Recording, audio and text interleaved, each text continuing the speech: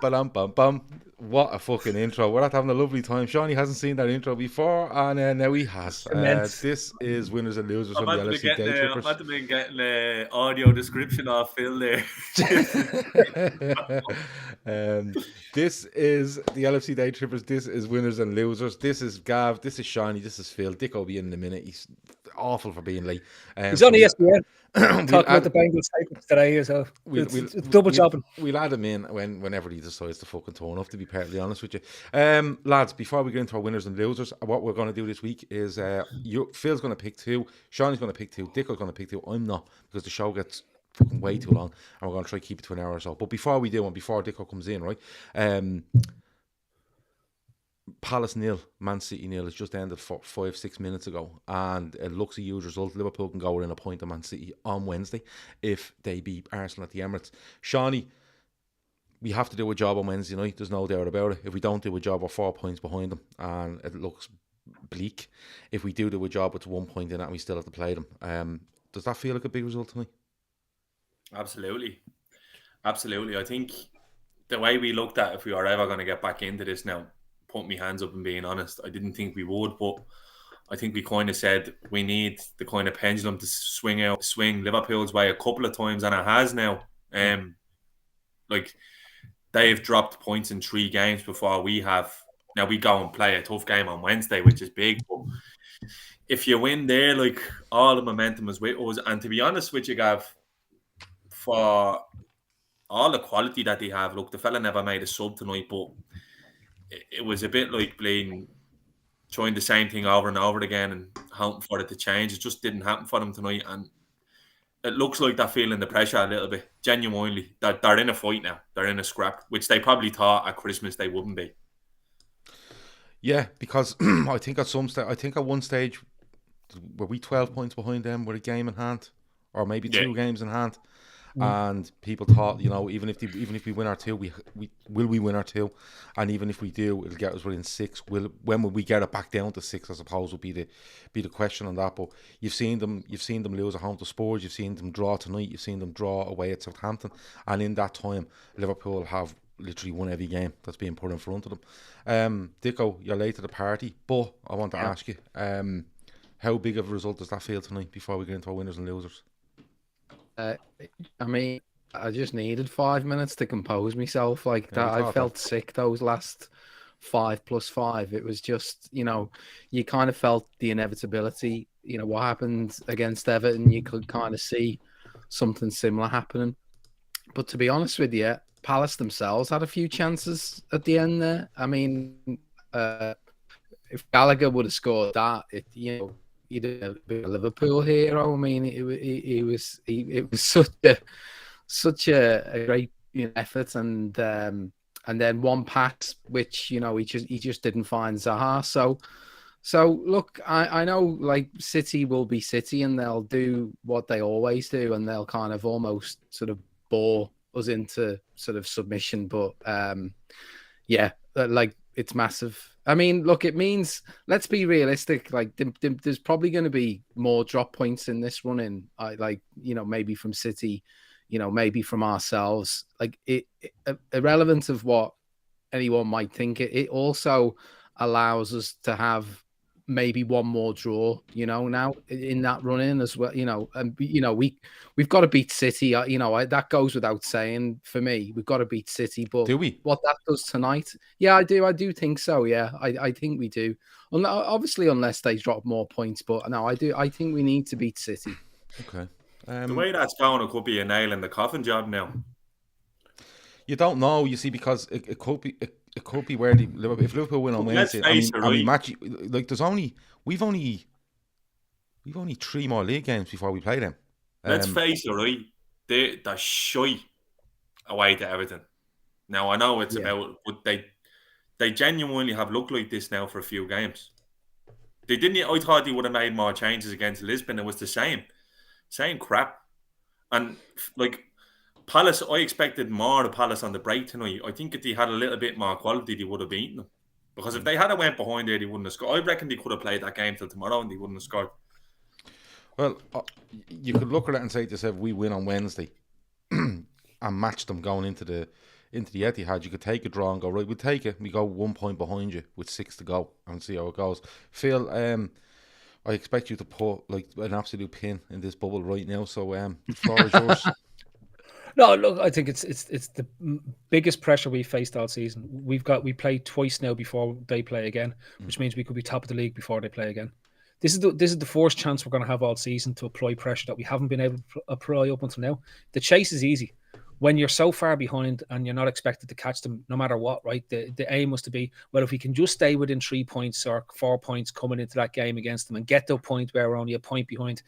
Now we're talking about being in front, taking the lead and being able to go to the Etihad or whatever it's called and be in front of them, because I think we play ahead of them every time as we go up to the Etihad, right? So it means that going into that game, we know... Two league games before City. We have Arsenal and Watford. Sorry, we're the 7th last game of the season, yeah. If you're talking about applying pressure, this is a real opportunity to do something that we haven't been able to do all season. And what City did very well in the couple of times that they've chased us down for the league is that when they got these opportunities, they didn't make any mistakes and they put the pressure on. They put relentless pressure on. We have to sort of approach this the way City did in 13-14 and the way they did it in 18-19. Because that relentless pressure meant that we couldn't afford to slip. They can't afford to slip again. They literally can't afford to slip again, right? They've had their, if you want to call it, their dodgy spell, and they must now almost go on a run that we've been on for the last 10, 12 weeks in the league in terms of just win. They right? have to be going into the Etihad for you ahead. Yeah. I think to me that's because the only thing I will say is they seem to, and it comes back to, and I know me and Seany disagree on the Pep thing, but I think Pep is a better manager when he's chasing as opposed to dominating. I think when he's in this real battle of two teams, this becomes closer to a Champions League mentality approach that he has to go up, because he actually he has respect for the team. When he goes out and plays all these other teams, he has very little respect. He believes that his team is so far above them, they'll keep the ball and they'll knock it around and eventually they'll score 5 or 6 goals, right? This worries him because he doesn't have control, right? He doesn't have full control as to what goes on here. He has a Liverpool team that's matching them, right? So even if we go out and draw with Arsenal, let's say, and this result means nothing in terms of us getting us closer, we're still within 3 points of them, right? And going into the next game, we win at the weekend before they play. We'll have played a game more, but we'll now be level with them, right? I think it's the following weekend we play the FA Cup this weekend, don't we? The following weekend, I think we're home to Watford on the Saturday. I think they might be playing on the Sunday. Who was their next game? I have Burnley away in my head, but I'm not too sure. Man City reserve, Seany. They're playing City's reserves just to give them a confidence booster. No, I'm nearly sure it's United. No, I think I have Burnley away in my head for some reason. Burnley away. Yeah, they're away to Southampton at the weekend. Which is another game similar to tonight. Yeah. So we have Arsenal and Watford, and they have Burnley away. They're Burnley away. They have Burnley away, and we're the 12:30 kickoff, and they're the 3 o'clock. So it's not, they won't have that much time to stew on it. I mean, those, the point was made after we'd won that they had 48 hours to stew on this sort of thing, and maybe that did play in the minds a little bit.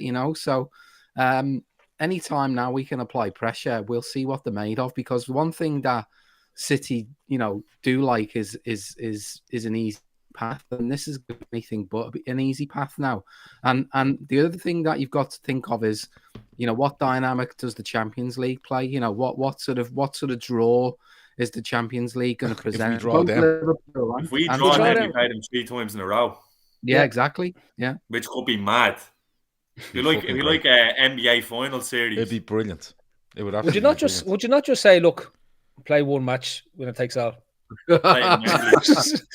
Just play one big game in the middle of the week. Or what they could do is they could play one half of football at the Etihad, right? Yeah. And then put everyone on a bus and drive to Anfield and play the second half in the one evening. And we could have a halftime show. I don't know, the Nolans or the Cores or something could play the halftime show. Jim Core. While they're on the bus. Put a Beatles hologram on, mishmash with Oasis, even get the boys back together. Yeah.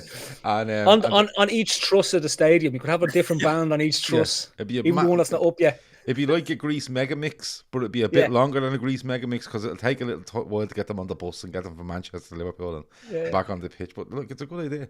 But look, for me, I think it's a huge result. I think you can't play this down because this is what you're waiting on. We've been waiting on this for, well, I suppose we're waiting on Southampton, we're waiting on the sports thing to happen, but this was the one where you really went, this gets it down to 1, and this gets you, look, if they win tonight and we win Wednesday, this you're going to the Etihad going, we can go level, possibly ahead on goal difference, but this gives you a real chance to win against Arsenal, win against Watford, and go into the Etihad going, we're still a point behind you, but if we win this game, when it's not goal difference, it's 2 points with 6 games left, and all you want, if we go into that 2 points ahead with 6 games left, I'm telling you now, Anfield will be an uproar again, and it'll just be cauldron stuff, and that's what I love, and a lot of people out there will go, my nerves will be bleeding gone, you know. I think of Davo's nerves are gone. Dicko's getting sick at 85 minutes, he's vomiting all over the place, and I'm there going, this is the fucking business, because these are the days you live for, genuinely. But I think it's a huge result tonight, and but Liverpool still have to do their job on Wednesday against an in-form Arsenal, but I think Liverpool seeing that tonight does an extra bit on them now. You know, there's an extra bit on them to go gain, not even an advantage because you'll still be point behind, but gain real traction in this title race by winning on Wednesday night. So it's all down to Wednesday, and I can't fucking wait for it, to be honest with you. But this is winners and losers. Seany has a winner and loser, so does Dicko, so does Phil. So I'll start with Seany, winner of the week. Who did I go with? Barcelona, Seany. There's so much has happened in the last 8 hours since I texted. It's so lucky that I take a note of this. I'm going to go with Barca because, to be honest with you, I've been watching them sort of since Xavi went in there, and it looked like he was paddling fucking upstream without a paddle, really, you know. And he's really turned them around there. They look like they weren't going to be anywhere near the Champions League next year. And he's got them flying. The football they're playing is unbelievable. He's brought Traore in and actually made him look like a footballer. And he's gotten goals out of Aubameyang again. And he's building around this young spine from the academy again, which we done shows about in the past, but he seems to be really striking it off. It all seemed a bit Rodgers from Xavi at the start when he came in saying you can't be on your phones, you can't do this and you can't do that, but he seems to really have everyone on board. And another thing that the board will be delighted with, he has Ousmane Dembele absolutely flying, like the way he was at Dortmund. So Barca are definitely my winners of the week because it seems like all the talk of this week about clubs losing their big players, Messi went on there and it looked like it was going to be perpetual darkness for Barcelona, but they seem to be turning the corner a lot quicker than I expected, and Xavi does really seem to have the chops to go on and be a quality coach. Phil, Barcelona looked in an absolute mess during the summer. You know, Messi leaves, Griezmann leaves. This is off the back of Suarez leaving the year before, and you know, Koeman was an unmitigated disaster. And you bring in Xavi, and like Seany said, how much of it is down to the mental side of it? Because he's literally the day before deadline day and telling Ousmane Dembele, fuck off if you want to. I'm not arsed if you go. I don't care. And he's basically saying that about any player that wants to leave Barcelona. It's absolutely no problem on your bike. And now he has Dembele playing, and he's given loads of faith in young players who are brilliant. Let's be honest about it. Pedri, Gavi, all these sort of players are brilliant. But he's good technically as a player, Xavi. He knows football. But how much of it is the mental game at Barcelona where he went, look, we're a bit restricted, but he's kind of got them moving, and he's kind of got them really quickly into his way of playing and his way of thinking. I think, look, you know, haven't paid much attention to Spanish football in the last 2 or 3 years, mainly because it become very much a procession as to which the two clubs are going. Atletico sort of put a bit of interest into it. And I thought with this was great, that because I actually hate Barcelona, so I was hoping that this was the downfall of Barcelona and they drift off. But to Seany's point, what he's done to bring them back and make them relevant, despite having signed an absolute dross, is like, it's impressive. To be that well coached, to get something out of Traore, to get something out of Aubameyang, is actually it's impressive coaching. You can't not say it. It's the same as the way Zidane. I always felt Zidane was an underrated coach when he went into Real Madrid and do what he did. Very similar. You know, he does. You don't. He's maximizing the abilities of the players that he has in front of him. The one, as Sean mentioned, Rodgers there, I think it's interesting because for me, Rodgers never maximizes the players' abilities. Rodgers gets the points out of the players that are their base level, if you know what I mean, right? The best coaches maximize points out of those players. And if you look, that's what Klopp does. Klopp maximizes the amount of points he can get out of players. And this, to me, is fairly impressive. And if he goes on and they're in the Europa, aren't they? The knockout stage Europa. I think did he beat Napoli in the... There's every opportunity that he can get them to a European final. And look, I've long said it in the various versions of this podcast we've done, right? Is that if you win a European trophy, it doesn't matter if it's the Europa or if you get to the final and you win that, that's a European trophy, and it's always worth celebrating. And if he's turned the ship around at Barcelona and they're able to manage to keep their heads afloat in terms of the economics wise, the job he's done is better than all the managers have done since you're going way back, probably Luis Enrique, when they last got to a Champions League final in terms of what was there. So to me, it's really, really impressive. And I think, it's a credit to him. And Johnny picked him as winner of the week is great, but I'm going to pick you up on that, Gav. You told me you had to be a Premier League winner of the week, and I got pissed off with that. So I just said winner of the week from the weekend's football. All right, Grant. Well, at least I picked my special sport for later. Yeah, you have your special sport, so wind your fucking neck in. We're letting you away with that. Dicko, Barca. You're a man of all teams and leagues and stuff like that when your internet is working. What do you make of him? Because I'm surprised how quickly he's got them going. I'm surprised how, I think they're fourth in the league at the moment, and they look like they'll actually get Champions League quite comfortably. After looking earlier on in the season, like, these could be cut adrift and anything could happen. But they've really improved, haven't they? Yeah, I was just looking at the table there. I think they're actually third, and they are in a fight for Champions League. They're still in a fight for Champions League places. It's not a foregone conclusion, but obviously, you can't. I mean, I've got a little bit of a soft spot for Barcelona. I went and visited that stadium when I was a kid, and I was just like in a trance, and so I've always had a bit of a soft spot. And to be honest with you, I like to see Barcelona and the historical top sides in the Champions League. Your Milans. It's a shame when they drop out, sort of thing. So I'd be more than happy to see them back in the Champions League next season. I mean, he's getting a tune out of Aubameyang. He's come in off the back of throwing his toys out the pram and all the drama that went on at Arsenal, and he seems to be getting something out of him. I was amazed either. I had absolutely no idea that they brought Dani Alves back. I had to do a double take. Paid a quid for him or something, I think, was it? Wasn't it? Yes, really? Yeah, genuinely. Yeah. And he's playing for like $8.50 an hour or something. He's on. No messing, like, genuinely no messing. He I think they spent a quid on him. You just get him a pay slip out a little. They just turned around and said, "Give us that young one's pay slip there." They're handwriting his pay slips on one of those docket books you'll buy in Eason's, and he's just that's no problem. But listen, he's fucking having a great time. Yeah, he looks like he's having an absolute whale of a time. Obviously they brought Joe's favourite player, Traore, over from Wolves. Seem to be getting some output from him as well. I discussed that transfer because I love nothing more than when Wolves played, regardless of what time of day it was. And Joe would just put a message in the group going, "Oh my God, he's ripping them apart here." And he wouldn't mention the fella's name, but he was always going on about Traore. And Traore had like 8 goals and 4 assists in about 3 years. But Joe just kept telling people he was ripping teams apart week on week. And now we don't get that. Because Joe only has NTL. He doesn't get to La Liga.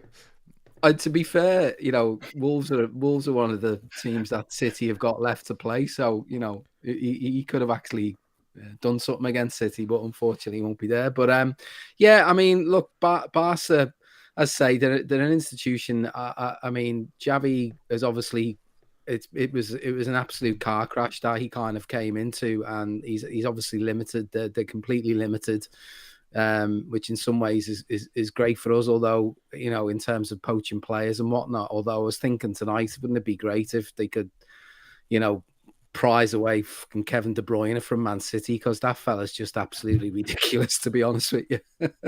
He's a big red though. No, what's that? He's a big red. Yeah, like Koeman was. Yeah. Well, the Christmas tree proved it, Dicko. Yeah. So, yeah, fair play. I mean, I don't watch that much La Liga, but I'll definitely be paying attention to the next few weeks to see if they do secure that Champions League spot.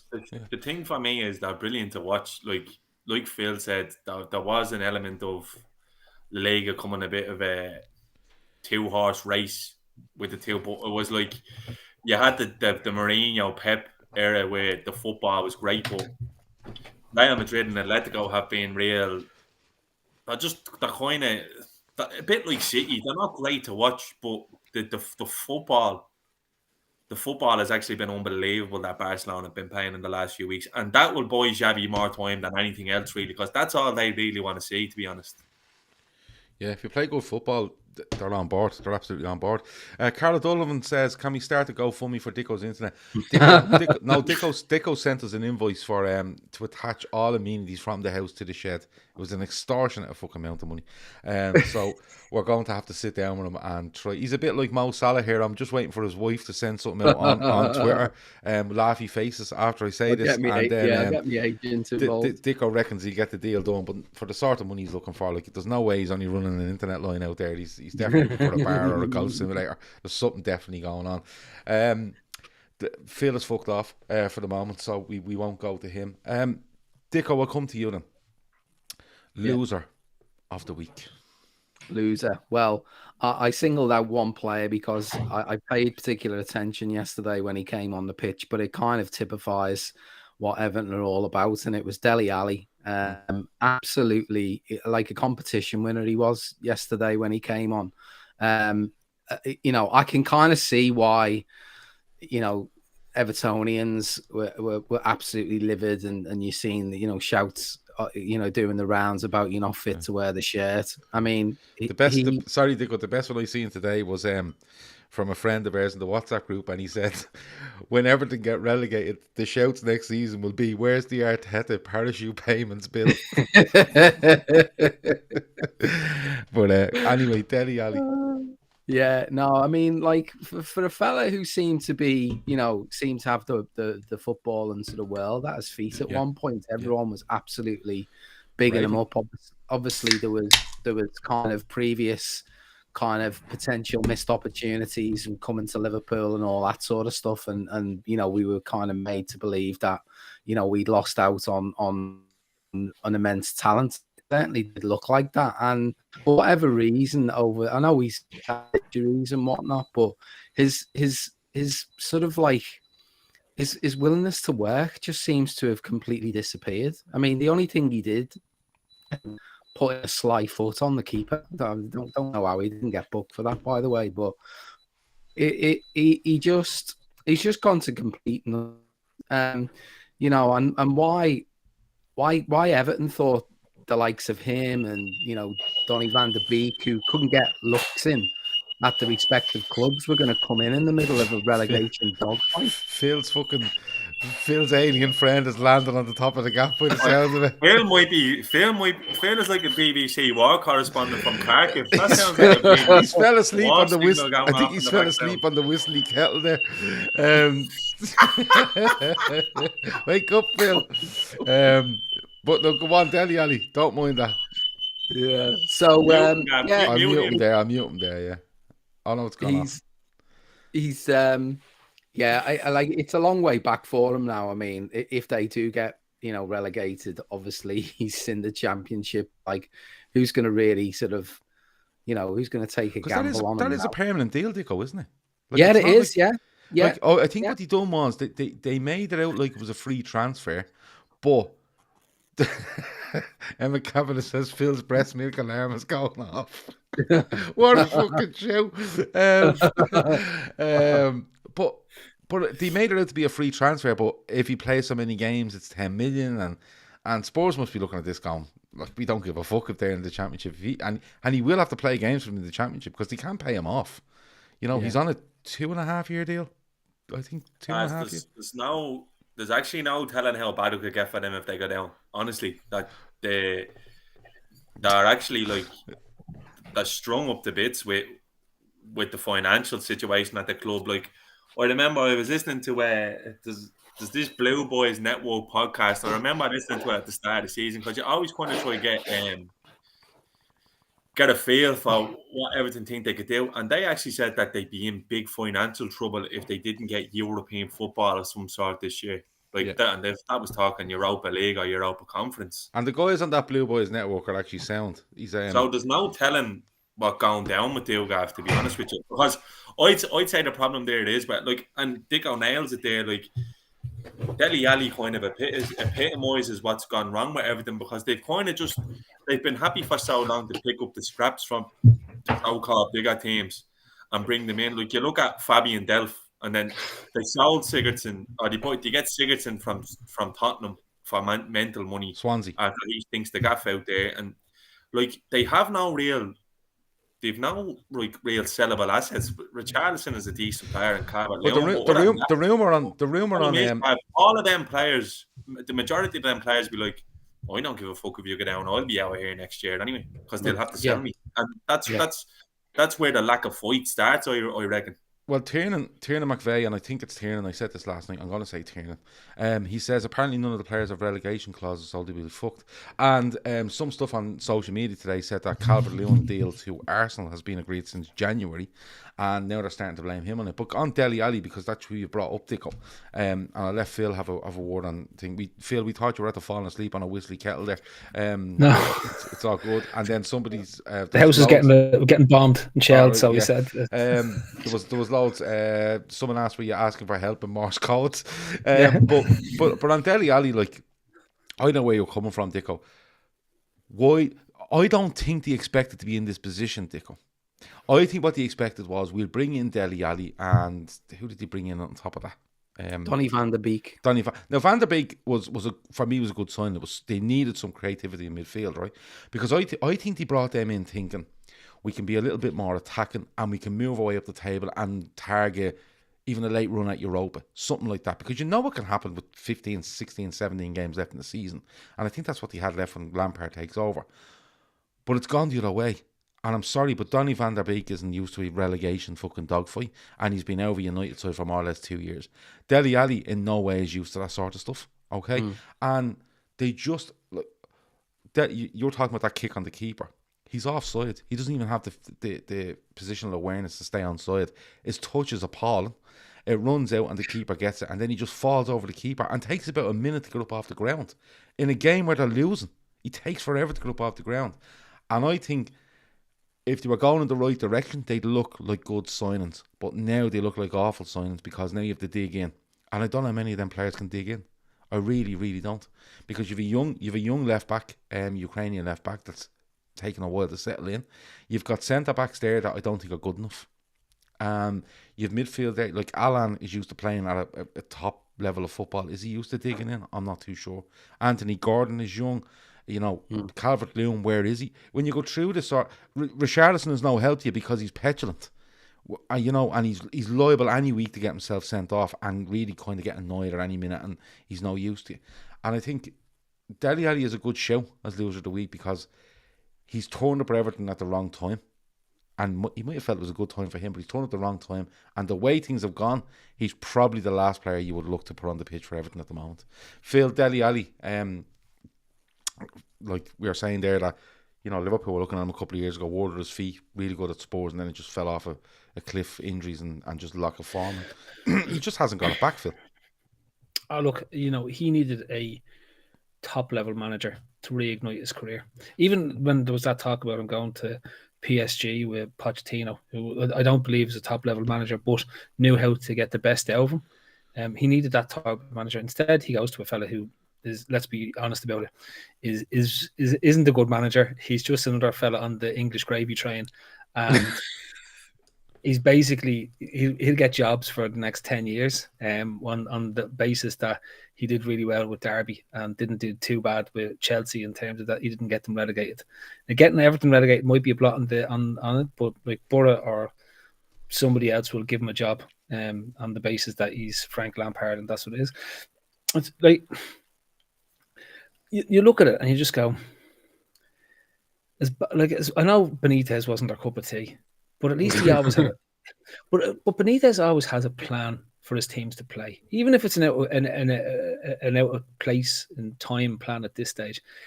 They'd still be in a much better position had they kept them, given they'd gone full in. Like what's the most bizarre thing about this is they went full in for Benitez in terms of they let him take control of transfers, got rid of your man who was above him, and said, "Yeah, that's fine," and then sacked him 3 weeks later. Like none of it, mate. Like it's wonderful.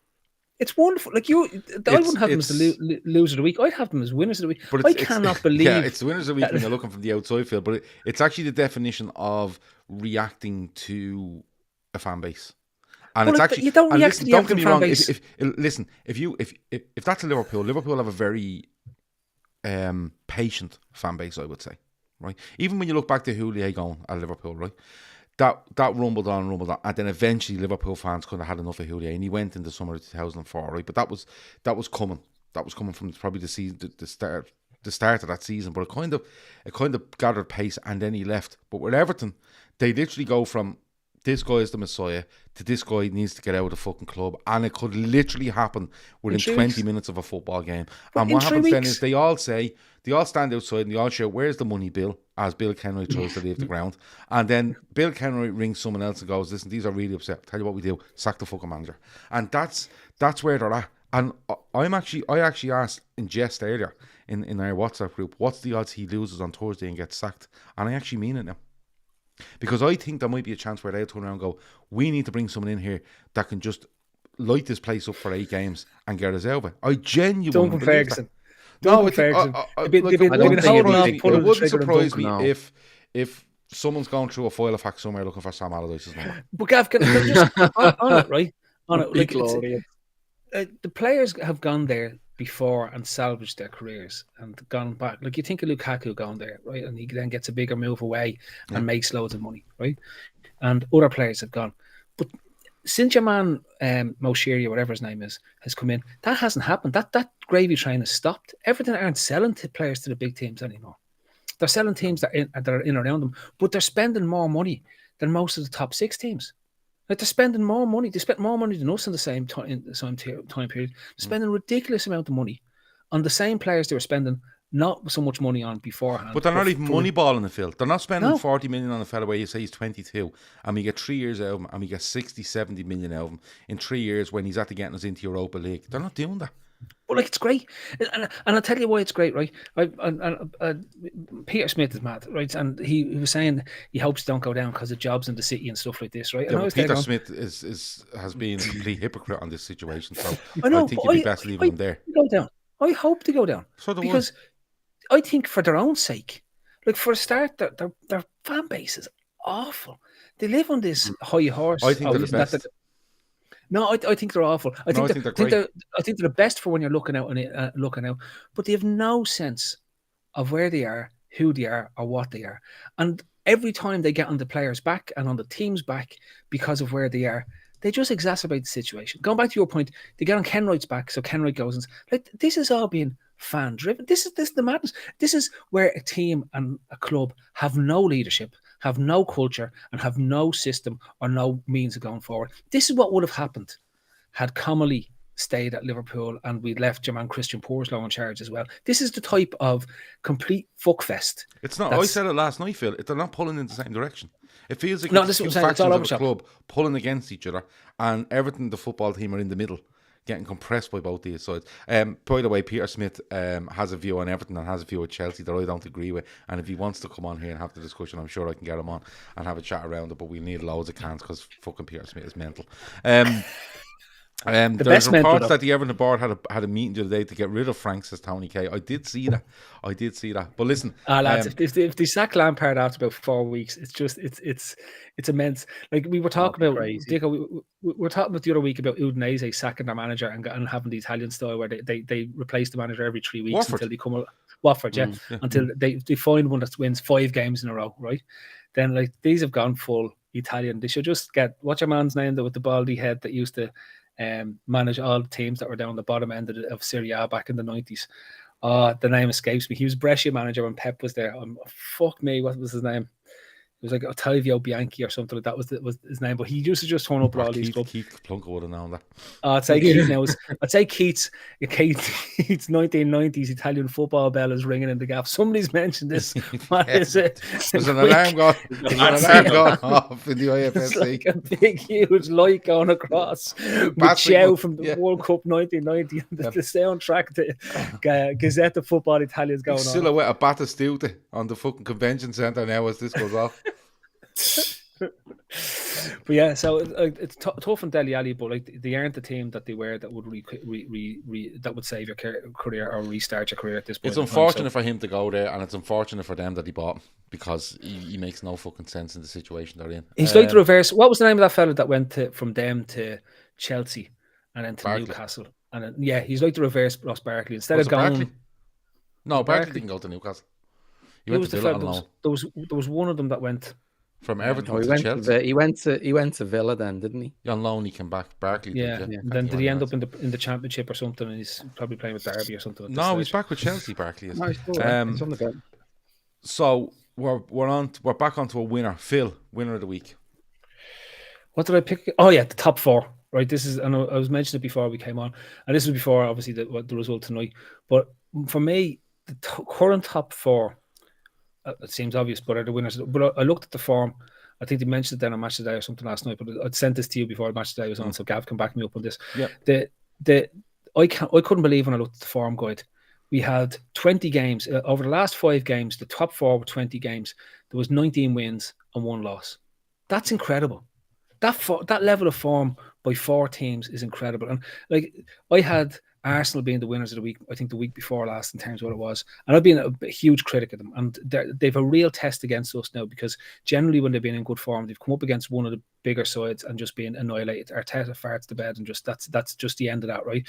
But this is now, they're going in with mentally to go into this to be able to say, well, we deserve to be there. They can look up the form table and say, well, there's Chelsea, 5 wins in a row. There's Liverpool, 5 wins in a row in the last thing. There was City up until tonight, 4 wins and a loss, and that loss comes against Tottenham Hotspur.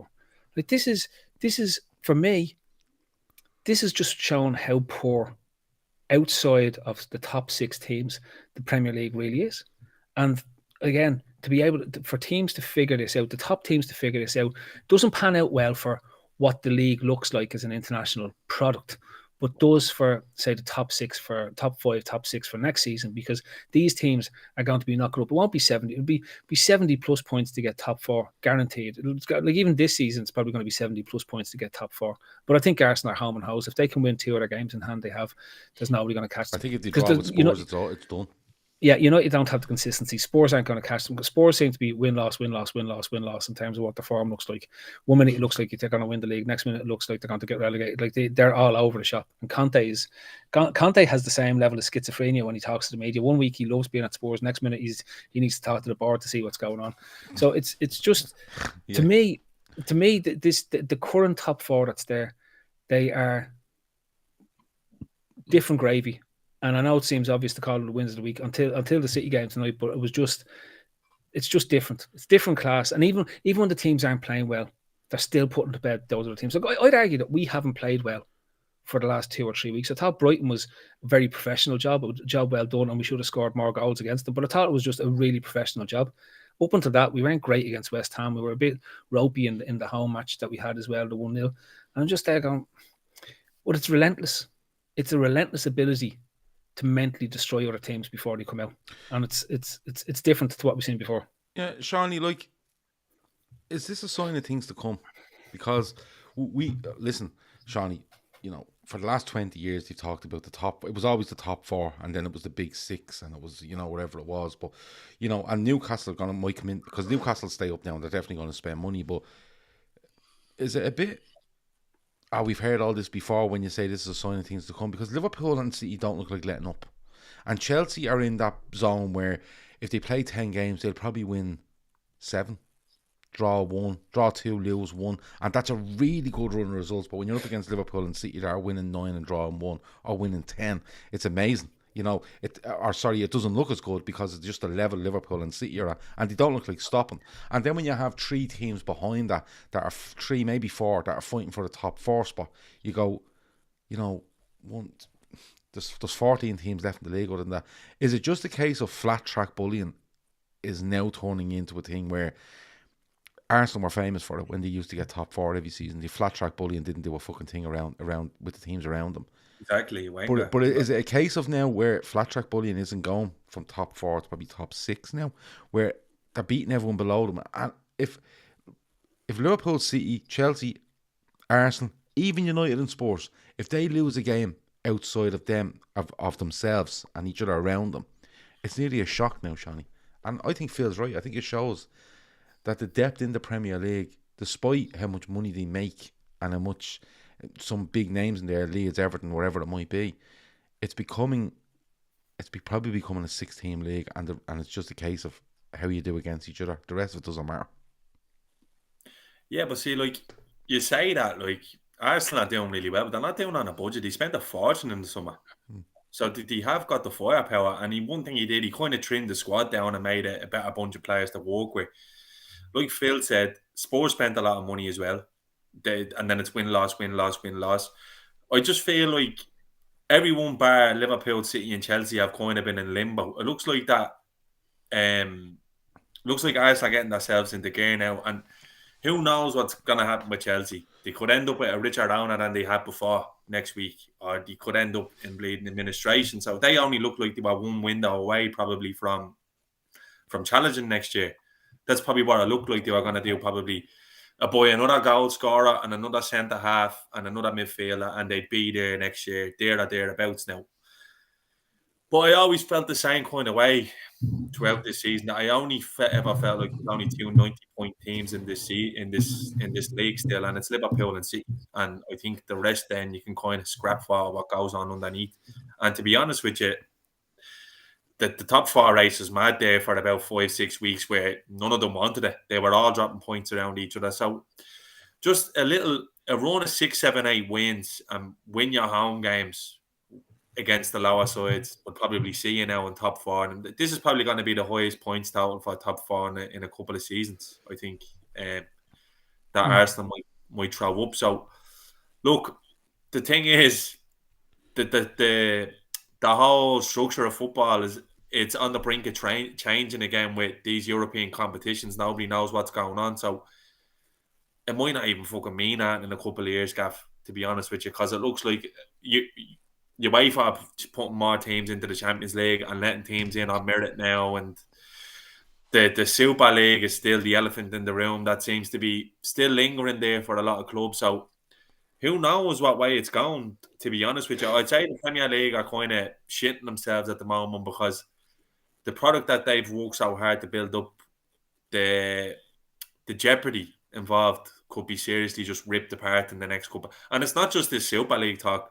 UEFA is bad by what they're doing with the Champions League. So the top 5, 6 teams in the Premier League, they're all going to be asked onto the big stage because the numbers that they generate, it's not going to be based on sport and merit, really. As much as they say it will be, it won't be. We all know that, like that's just the way it's going to be. But as far as the Premier League, I can see, if it wasn't for Liverpool and City, it'd be shy.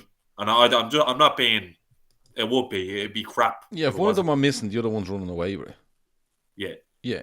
I agree with you. Like, and when it comes down to the argument of who's the best Premier League side you've ever seen and stuff like that, I think it's hard because it's different eras, different players, different styles of play.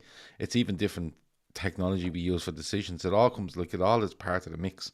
I think genuinely the relentlessness of Liverpool and City is probably probably only rivaled by maybe Arsenal and United in the early 2000s, where they really went at each other. Whereas this just looks like it's just incessant. And I think if Liverpool didn't lose so many players last season, we would be talking now about it. We would literally talking 18, 19, 19, 20, 20, 21, 21, 22, where two teams over 4 seasons have absolutely gone at each other's throat, and they've taken a ridiculous amount of points, and there's probably only a point or two in it, or a win or two in it, because the way they both play is just ridiculous. Like, Dicko, can you see anything changing next season? Because we all know Chelsea's in a bit of jeopardy. There's rumour now that a Saudi media agency are looking to bid 2.7 That's definitely not the owners of Newcastle. Well, definitely the thing not is, the owners. I can't understand how any business person isn't looking at that and going, I'm not going near that until they go into administration, and I'll pick her up for a quarter of the price, because they're businessmen at the end of the day. But when there's that much money involved, you never know.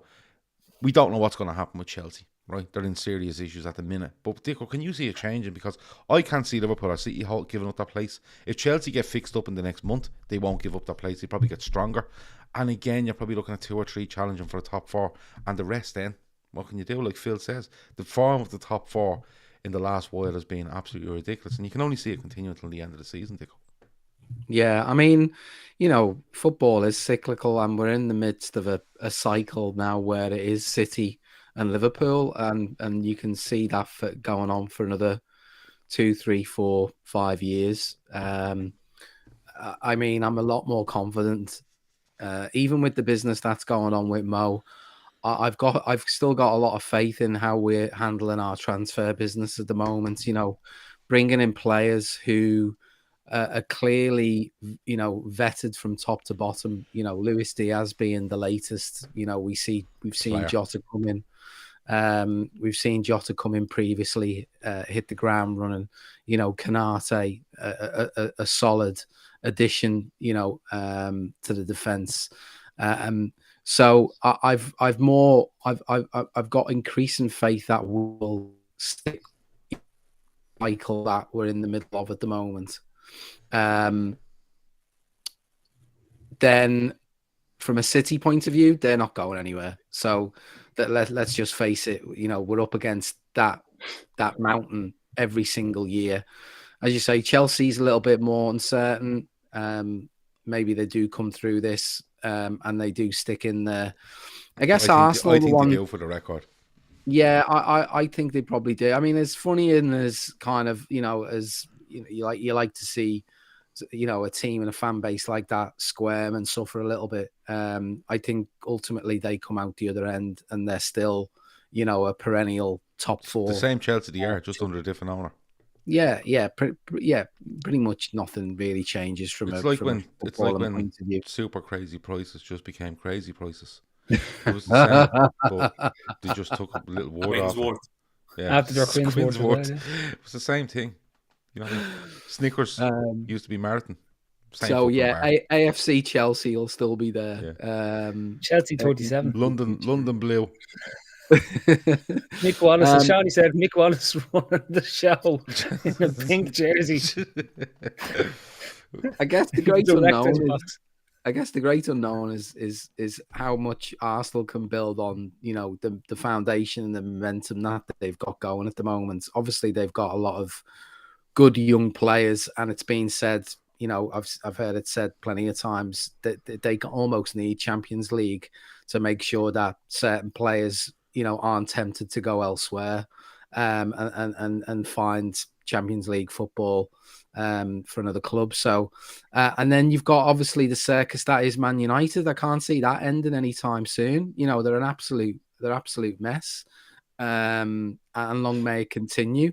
And then you've got, the likes of Spurs and West Ham who might threaten, breaking into top 4 every now and again. West Ham, whatever Spurs, they'll be on the fringes of it. They'll be on the fringes of it. They've got a decent 11, 12 players. And the thing about them is that United still have to play Arsenal, and Arsenal still have to play Chelsea and Liverpool, and Spurs have to play Arsenal. No, I'm not saying they will, but they could find themselves with 5 or 6 to go where they're actually still in the hunt, and you never know what will happen because they were the same last year, weren't they? West Ham. No, we're right in saying that. No, they weren't that high up West Ham. Because they're in the hunt. Don't you know those graphics? No, they got into the Europa League. They hung around 7th, 8th. But they were like, it looked like it was at a stage where we were trying to bypass them, I think, in the table when they were kind of. This is about 12 games out. It's mad, like Leicester are mid-table this year, and they just missed it the last 2 years. So that'd show you how they poor fall off the cliff.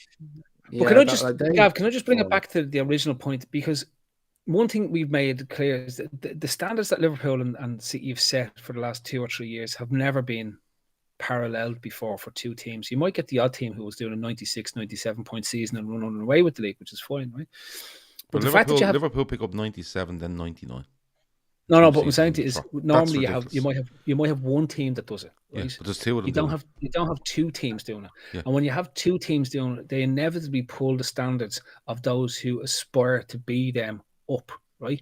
You're looking at a Chelsea team who won't challenge to win the league this year, but are probably going to break 80 points. Normally, if you're breaking 80 points, you're finishing second in the league.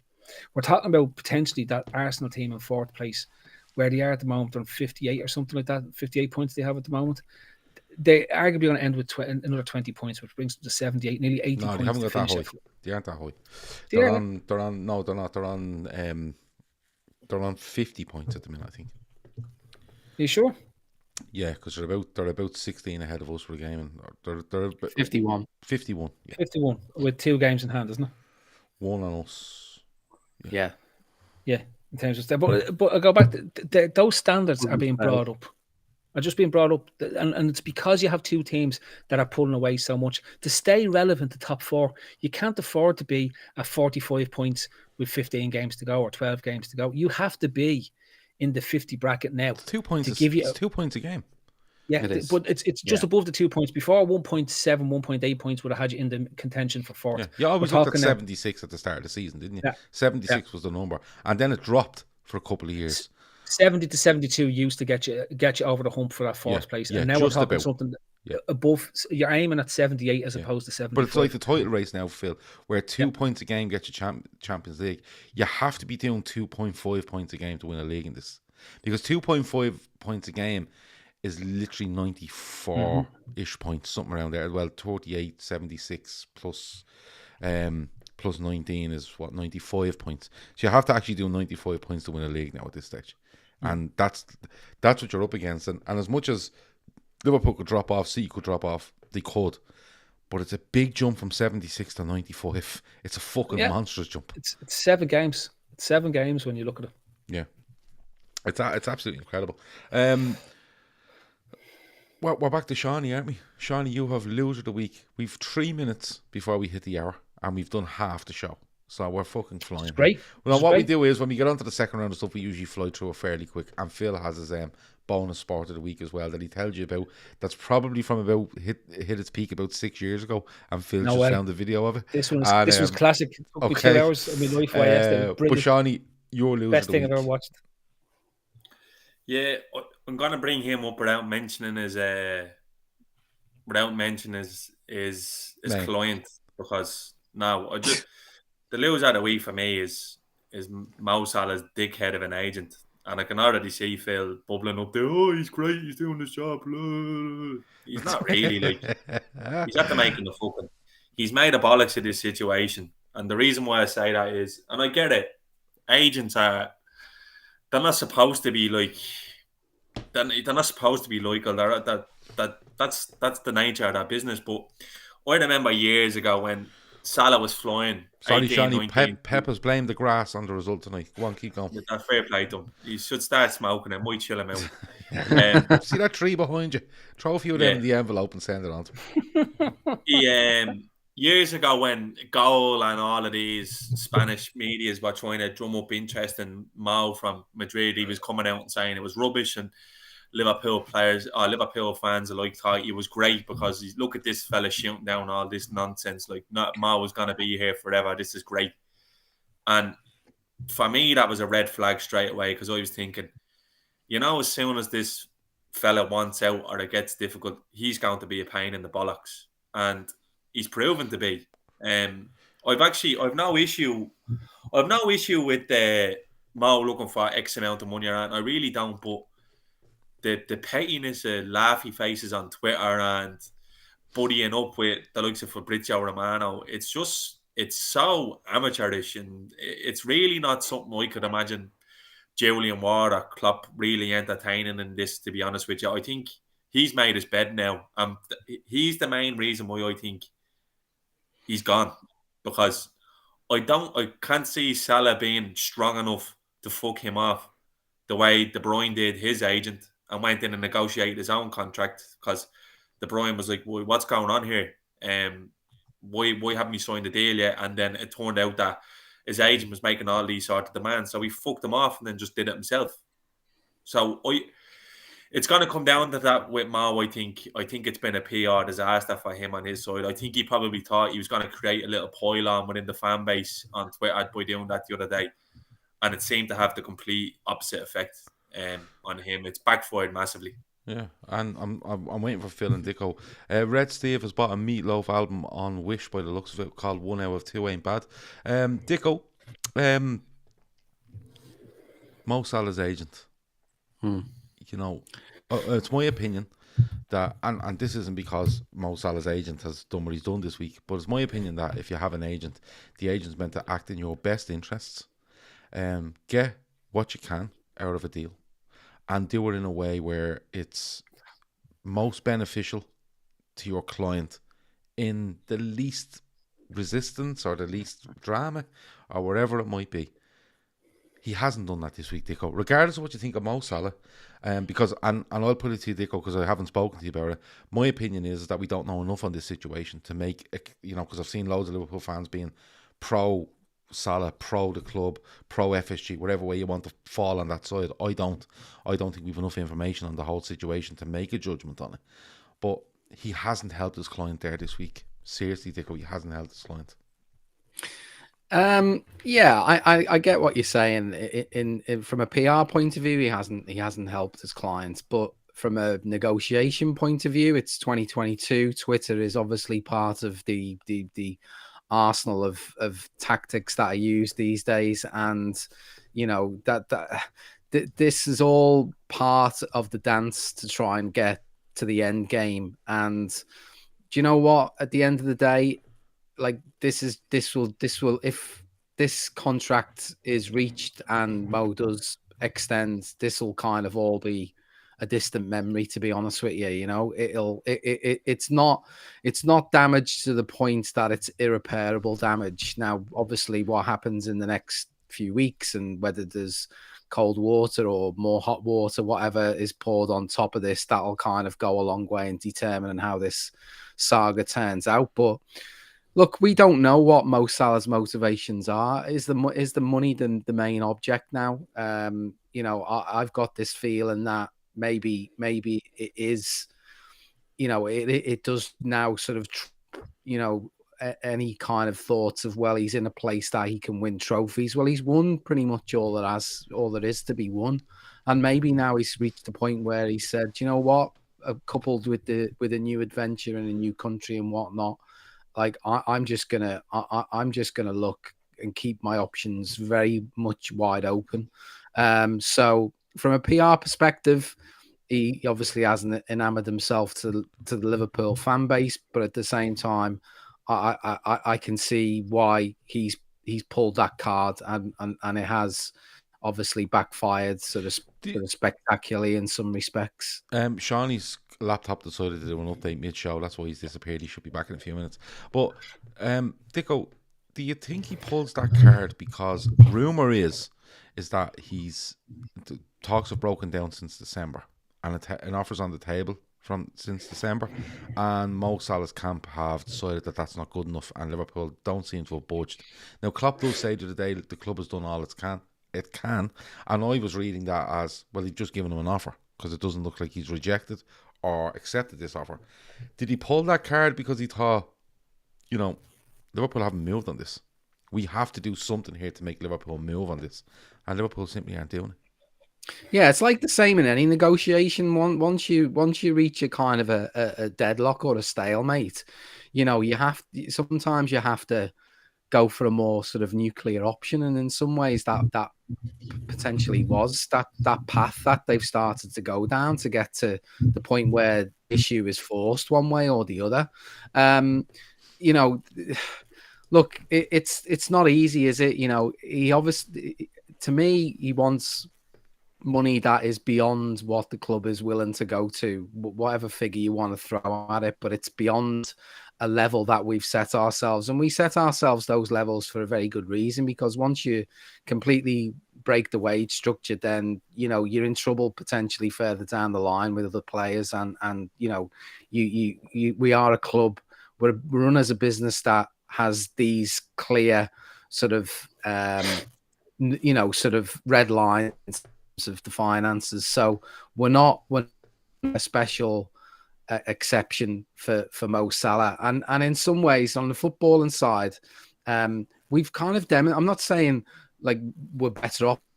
I would never say that for a second, but we kind of demonstrating now that we're capable of bringing in players that can go on and absorb Mo's loss over the long term. So look, we you know, it's going to be what'll be interesting. It occurred to me today, it'd be very interesting if Mo Salah, you know, it doesn't really seem to be much talk of the fact that he went off injured on the weekend. Not in training today, or I don't think we've really seen, you know, be a doubt for any Premier League game in recent history. But it would be kind of, you know, a funny situation if, for whatever reason, he you know, he had to leave the field after 10 minutes and we absolutely spanked Arsenal with what we had, you know, on the pitch and off the bench, sort of thing. You know, you'd that'd ask some questions, wouldn't it? But yeah, it's still got a long way to run this, and unfortunately, it is divide our fans in some way, shape, or form. You can have both parts of the camp coming out. I think I said it last night. Like, if people think I'm sitting on the fence, then absolutely fine. But I don't think there's enough information out there to make a decision as to what side of it you're on. Phil, with regards to the agent, though, before we move on to the next bit, you said to us before the show was that I think his agent's great. Go on, elaborate. He's there to push as many buttons as possible to maximize the contract he can get for his client. And, you know, if you remove yourself from being a Liverpool fan and you look at it, right, he's out clearly. If Klopp himself has admitted that they haven't talked since before Christmas, there's no engagement in terms of what's going on. He's obviously said, I want this. They've said, we're prepared to give you this, and there's nothing happening. So for him, his interest now is to drum up the interest of another club with another offer, because that only then can he go back to Liverpool and say, we can get this off somebody else. All right. And like, this is essentially what he's doing. And by winding the team up, if he gets an offer that's bigger than what Liverpool are prepared to offer, he needs to get him out of the club. By creating this friction, and I know people don't like to talk about this, but by creating this friction, he creates the ability for his client to move on and maximize the profit that he's going to do. Because the bigger the salary and the bigger the fee, the bigger percentage he's going to take into his back pocket. He's there. He's not there to do the best for Liverpool Football Club. He's there to do the best that fits in the back pocket about him and his client. And that's what he's there to do. And we're cutting ourselves, we think, otherwise it's a business. This football is a business. But I'm just do I like it? No. I think it's fucking ridiculous. Do I think it's professional? No. But from an agent's point of view, he's there to do this. If this thing was all going smoothly behind closed doors, and we know from his previous contract and renegotiations and stuff, we were the very ones who were jumping on when your man used to tweet the positive things about Mo signing a new contract or something to do with Mo at Liverpool. And we're all, isn't it great? Isn't it great that we see these things from your man? And now that he's pissed off because he's not getting the deal for his client, we're all saying he's a prick and he's a wanker. So, you know, I just, you know yourself, I'm not one to jump on either side of the fence. And I tend to like to drift into looking at the alternative take on the story. And I just look at it and say, as purely standing back and not being my Liverpool hat on and the whole lot, he's doing his job. That's what he's there to do. Yeah, he's there to do his job. But I'll ask you this then. Do you think what he does, and this isn't me with a Liverpool head on, this is me looking at someone that's representing somebody else. Do you think what he does on Twitter the other day, and clearly the information he gives to a journalist following that, in the hours following it, is in the best interest of Mo Salah? Again, it depends what Salah. And we can't just look at Salah and say, here's the guy who looks really happy on the pitch and comes across as a lovely bloke and everything, right? What we don't know, how happy he is. I want to know. Do you think what we don't know is what Salah's main motivation is in this contract? He's going to be 30 when his contract with Liverpool runs out, the information that was leaked to this said journalist was that Salah's preference is to stay at Liverpool. Well, priority, I think priority, maybe preference, and maybe the right word should be preference, because it doesn't come across as the priority. That sounds disingenuous kind of position to be putting out there, to be honest. I don't think it's in his best interest, Phil. I fully get that he's there to get what he can for his client, but you have to do it in a way that your client doesn't look, or a perception of your client isn't put out there. And I think the perception around Mo Salah that was put out during the week, rightly or wrongly, okay, is that he's being offered X amount, which we don't know what it is. You have to caveat with that, but we don't know what it is. But he's basically laughing at Jurgen Klopp after a press conference, and then he's dropping stuff to a journalist which basically says no talk since December. It's his priority to stay at Liverpool. He will not sign the deal that Liverpool have offered, and then he's dropping more stuff like, and he will run out of contract and stay in the Premier League if he has to. So do you think that's acting in Mo Salah's best interest? Because Mo Salah is currently at Liverpool, who are going for 4 trophies, 1-1, and have 3 more to go in the next 2.5 months or so. It's not in his best interest, Phil. I just don't see how anyone could think that. Again, Gav, you separate what he's trying to achieve. We're immediately thinking that his priority is to stay at Liverpool. If his that's what's being said, Phil. We're not thinking that. That's what's being said. To me, it seems like he's manufacturing the exit. I'm going to be straight. To me, it appears that what they're trying to do here is manufacturing the exit. By saying he wanted to stay and they didn't give him what he wanted. So that's where it comes back to with me is that, and this is why I won't take sides on it anyway, because what's the fucking point in taking sides? But what I mean is that until we see the figures, and it will come out as to what Liverpool offered Mo Salah, if it's anywhere north of 300 grand as a base figure, Mo Salah can't tell you that he wanted to stay at Liverpool. Liverpool wouldn't let him. Look, I look at it and I say, when I think of the previous interviews, is that what? Yeah, but I think if you look at it, if you make his position, because one of the things that Klopp has repeatedly said, that if you're not on his team, then he's happy to let you go, right? So outside of Mo putting up laughy faces to what Klopp is putting up there, it's almost that by an indirect nature, but it doesn't ruin Salah's relationship with Klopp. Do you know what I mean? And I'll go back to when he was unhappy that he wasn't getting the captaincy. Do you remember there was the whole big thing that his there's more words that come out. It's about money, it's about respect and recognition. Now I don't know, I found that wording very strange, because money, fine. If Liverpool are offering you 200 grand a week, you're absolutely right to turn it down. It's not enough money. Respect, I think, is there any player in the Liverpool squad respected more than Mo Salah? I'm not too sure. Right, and recognition, stop it. The only thing you could be thinking about is Ballon d'Ors and FIFA World 11s, and they're all fixed anyway. So it doesn't really matter what you do in the world of football. Okay, he could genuinely turn up at Real Madrid next season and score 15 league goals and get into a World 11. That's the way it goes, because they're all fixed. Well, I look at it, if I think, and I keep thinking of his previous interviews, and one was that he did have an ambition at some point to play in La Liga. And I'm thinking, this is, if you want to figure out how a team gets a player out of a club, the thing that just jumps into my head is Real Madrid. Real Madrid. They start antagonising through the agent. They start antagonising for not necessarily the move, but just creating that little bit of friction between the player and the club, and that gradually grows and grows and grows until either they go at the end of the contract, or there's a year left and they get them at a deal that will be less than what they would have done had there been 2 or 3 years left on the contract. And that's how I just look at it. I think there's probably an 85% chance that Salah goes in the summer. That's how far I think. That's how far I think we're down the road now at this stage. I wouldn't disagree with you, because I think once it comes out into the public domain, the way it has, I don't think it ends well. Unless something radical happens and Mo Salah turns around tomorrow and says, listen, I don't give a fuck what my agent is saying. That deal's good enough for me. I'm signing it because I love the club. I love the fans. I'm settled here. My wife, my kids, wherever it might be.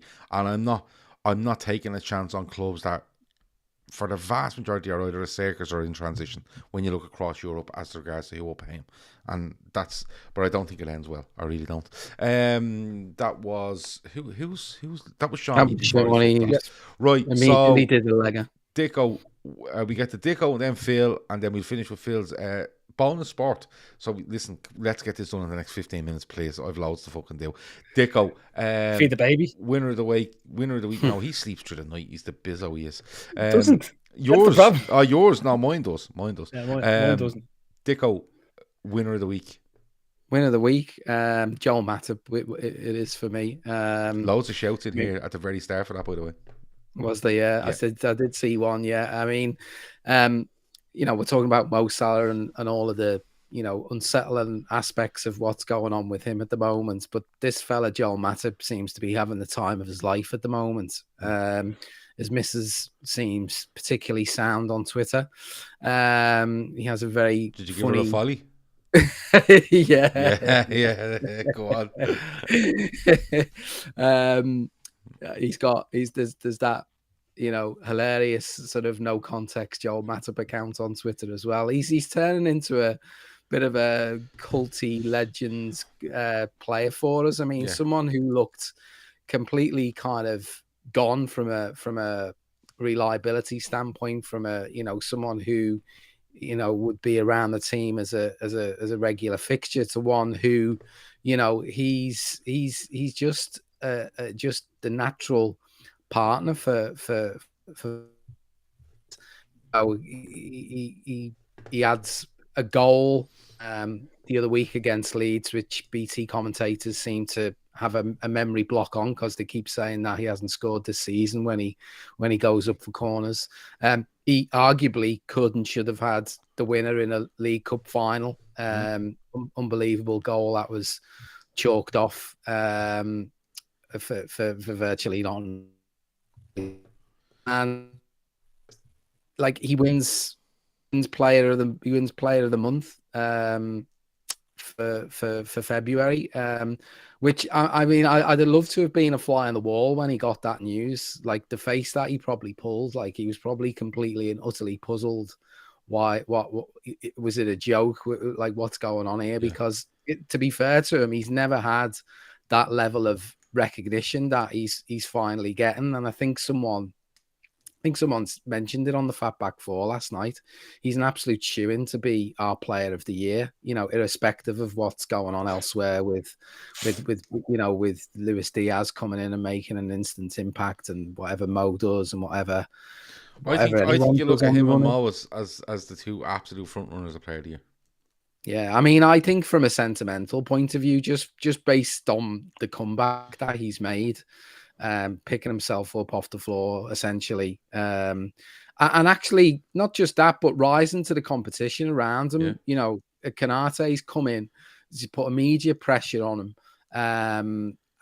Gomez is available. He's just not getting a look in. So, like, to hold your form and he plays a sublime pass for the goal on Saturday. He's a constant threat from corners. We look at Van Dijk and defenses are obviously fixated by Van Dijk, but Matip looks dangerous every time we have a corner now. So his all-round game is just gone to another level. We always knew that we had a quality player. But staying fit is huge. Yeah, staying fit. I mean, he was, he was immense. When we played that losing Champions League final against Madrid, he's just been at that level, but we've been robbed, of certain seasons because of his injury. So for me, he's just, and I don't know whether it'll stick, but I seen a song doing the rounds yesterday on Twitter, and I thought that was amazing as well. So hopefully the cop picks up on that, and he rightly gets, the fan recognition that he obviously deserves. Yeah, like I'm going to leave my thoughts on Matip because I think I've spoken about him a couple of times this season. But Phil, you know, we've spoken about his reliability there. Does he get enough league games? But Dicko's bang on. Like, he's been available. I think it was sickness last weekend, wasn't it? He wasn't available against. Was it West Ham? He wasn't available against sickness. But other than that, Phil, like, he's been available for the vast majority of the season, and I think he's been our best centre back this season. I wouldn't necessarily disagree with you, and I've been a huge fan of Matip since he's been at the club, and I have, and I'll go back in it. My biggest problem with Matip was his availability. It goes back to the best ability is availability, right? And unfortunately, he had significant injuries over the last 3-4 years. Okay, at the club. But I think what's really important or really obvious was that he was always Van Dijk's first choice partner with Klopp. Since Klopp has come in and since Van Dijk has been signed. And if Klopp says that he's the first choice, the partner Van Dijk, then it tells you about everything that you need to know about his quality. I've never had any doubts about him. As I said to you, his key issue, and this is why I wondered where we're going to keep him or potentially see maximize the whatever money we'll get from, particularly after signing Konate, was purely because the chap could never stay fit. But yeah, I'm a big fan, massive fan of Matip, love him. And it's great that he's doing well. So long may his form continue and his fitness continue to the end of the season. But it's also great to know that we have Konate, who's more than capable of stepping in for either Van Dijk or Matip, and he's the future of that defence. He's the future beyond. Yeah, it's crazy. I mean, it's crazy to think this time last season we were trying to navigate a Champions League run, a Champions League spot with Nat Phillips and Reece Williams and anyone else we could plug in at centre back because. Van Dijk, Matip, Gomez, they weren't around. And the fact that we've got all four of them pretty much available, the whole way through this season is one of the big reasons why, our points total has grown massively, compared to last season. And Matip's been a huge part of that. Absolutely. Shockley declares, says post-match Bernardo Silva has said they have to beat Arsenal and come to the Etihad. He's had a dose of the Keegans. Well, listen, Bernardo Silva, we'll let us worry about Arsenal and coming to the Etihad to play you little fucking rat. Fucking stand there with a cup of coffee when you're giving the bleeding. We've a guard of honor to a league. No, well, four big matches left to play, Gav. We've got Arsenal, City, United, and Spurs, and people can say what they like. They're going to be four big, tough games in terms of what it is, and we're all up for it. Yep. But don't be minding Bernardo Silva.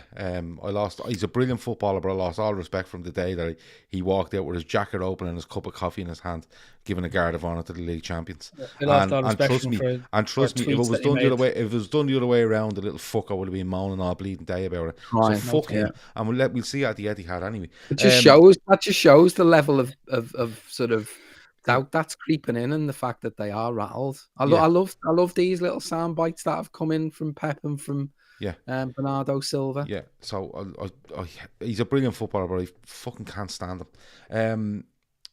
Phil, what are we on? Did we do your winner? Loser. Go. My loser of the week is the one that stood out more than anything. And it's like I've seen people mention it, and what they mentioned is totally incorrect. They need to get their heads examined. It's not fair. The standard of refereeing in England is fucking disgraceful. It has been now for the best part of 4 seasons. It was once again shown up for what it was at the weekend.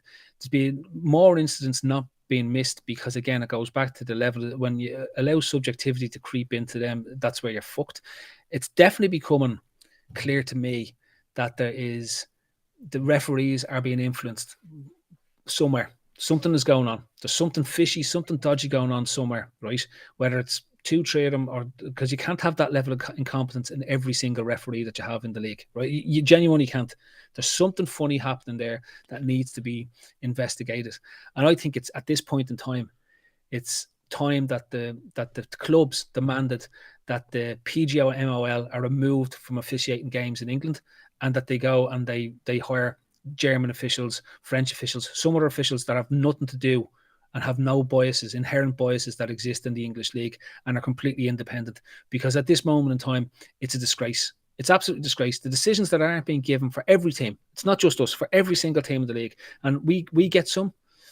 We've gotten away with some. You know, it's out fucking rageous, and it's ruining the game. Two things are ruining the game of football for me.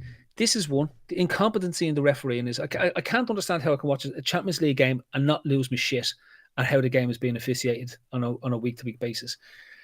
And then watch this. I just don't want to watch this. It's just being ruined. They want to be the centerpiece of the game. And secondly, the whole. There's a whole other separate issue that's for another day. But this thing in my head, I just look at it and it just makes you fucking depressed. Just depressed. And it just turns you off in the bigger game. I fully agree with you without going into it in a massive way. Dicko can go into it a little bit more if he wants, but I fully agree with you. And until we either remove the PGMOL and bring in a group of referees, assistants and VAR that are fit for purpose, I think we're pissing against the wind.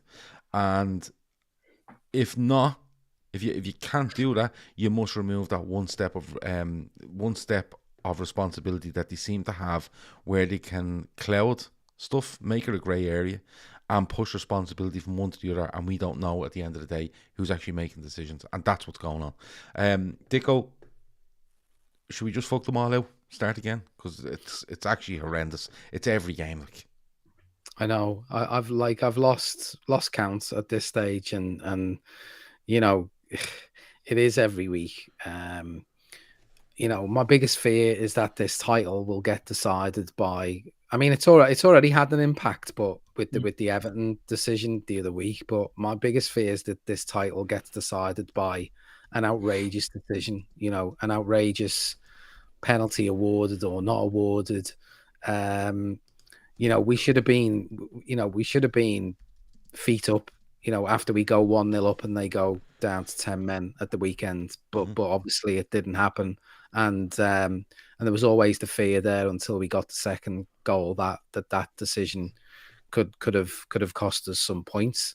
I completely lost faith in VAR. Never know. There was a point. I know there was a few contentious ones, but you always felt there was a certain level of you could kind of predict what was gonna come, but now you just left like it feels completely random.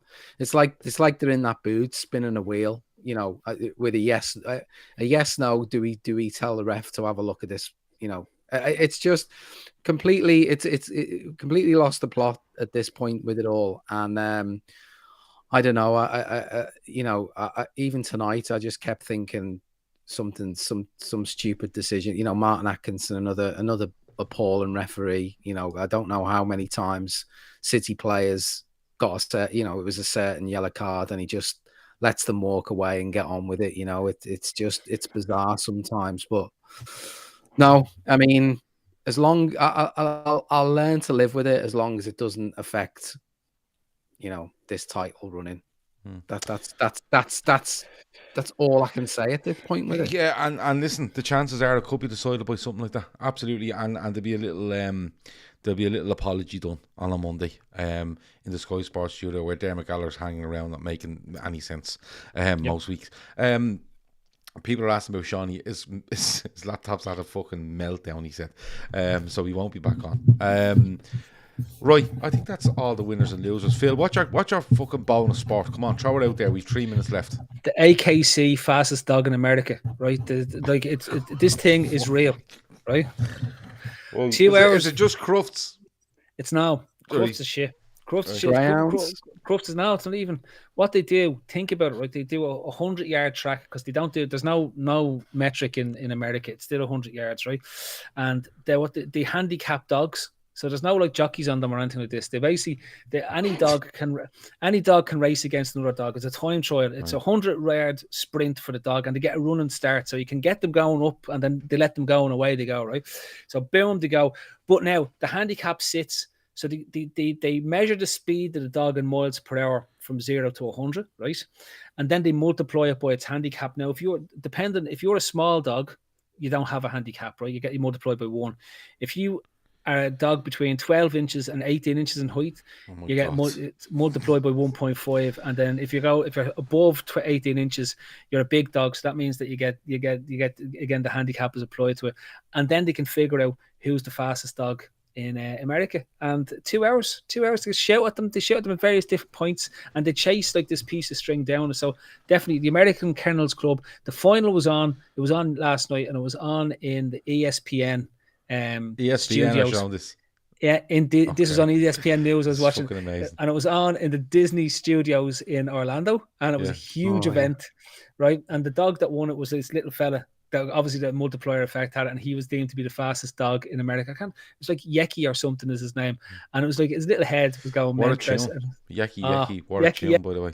That's what they were all playing at the end of it, Gav. Yeki was on to celebrate the dog. Anyone that doesn't want to watch the AKC fastest dog in the world, just type Yeki, and you get to see Spotify, and you'll be absolutely banging for most of the night. Right, and next year Snoop Dogg is playing live in it, so we're going to be watching it for the halftime. There'll be a halftime showing on next year, yeah. All right, okay. But they're using the dogs that are in the video. Yeah. A hologram of Lassie. Yeah, there was mention in the chat there about the best chocolate bar. For anyone that said Star Bar, brilliant. I'm all on board for Star Bar. Big Star Bar fan. Just a bit of an old hack, right? You can make a lovely Star Bar pancake, but what you need to do is you get your pancake and then you stick a layer of crunchy peanut butter and then a layer of Nutella, and then roll it up and bite into it, and it is the most delectable thing ever. I can't eat peanut butter because I went to school with a kid in primary school that used to come in, and the fucking thing was that thick, was peanut butter, and it actually turned me off. Them and pepperami bars used to eat gone off pepperami. Is that what they're called? In the middle of the peanut butter? No, we just eat them separate. That was his fucking dessert. They were gone off. They were gone off months. They were gone off months. Whatever they were, it was like I used to bring like something to eat, and you'd have like something nice after. His was something nice, was a pepperami bar. But pepperami doesn't go off. Honestly, in 15 years' time after the nuclear holocaust that's coming in the next. Well, you're seeing loads of bars coming back. You've seen loads of bars coming back. Like I seen an orange twirl the other day. There's a wisp of gold, hazelnut. There's loads of stuff going on. But the honeycomb Yorkie was fucking unbelievable, and the mint whisper was also unbelievable. The honeycomb Yorkie was in a yellow pack. It was fucking outstanding. So if we're gonna get, can we get a campaign? I'm gonna get a campaign started.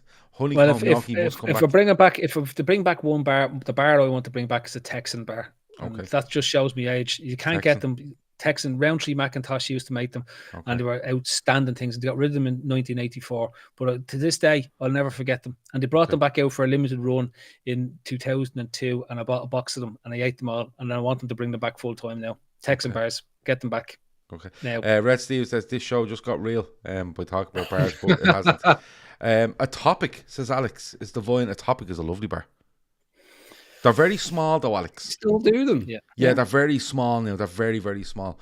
But I'm going onto our Telegram app now, and I'm going to have a big chat about chocolate bars, I think. Man, I wouldn't be on Telegram. That's run by Russians. What? No, it's not. Yeah, it is. The fella had an English accent. It's grand. The fella who runs Telegram is a KGB head. Honestly, go and check it out. It'd be the last app left then, won't it? Right. So anyway, before we go, listen, you're 1 minute past your feeding time, so relax. I'm over 20 minutes past. As you can see on screen, Féileacáin is our charity partner. We're hoping to be past 5,000 in the next week to 10 days, which will be halfway towards our target. Please donate if you can. The link is in the description. If you can't, please share. Listen, I don't give a fuck if you like this show, you share it, you subscribe, you tell your mates. I don't really give a fuck. I can't make you do it anyway. So if you're going to do it, fine. But one thing I will ask you to do is go into the description, take the link, send it to your mates, family, friends, wherever it might be. Ask them to throw a few quid at this. Get them to 10 grand, because 10 grand seems an awful lot of money, but in the charity world, it's actually not. But it will do so much for this charity, and they're a brilliant, brilliant charity. So take the link from the description and donate. If you can't, please spread it as much as you can, because we're not going to leave you alone until we get to 10k. The target is to do it before our golf day on the 10th of June.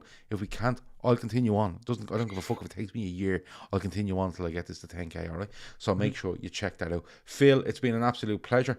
Dicko, it's been an absolute pleasure. I have to say, Seany, it's been an absolute pleasure, but you fucked off about half an hour ago. You did, someone asked for a Cheltenham tip, so what?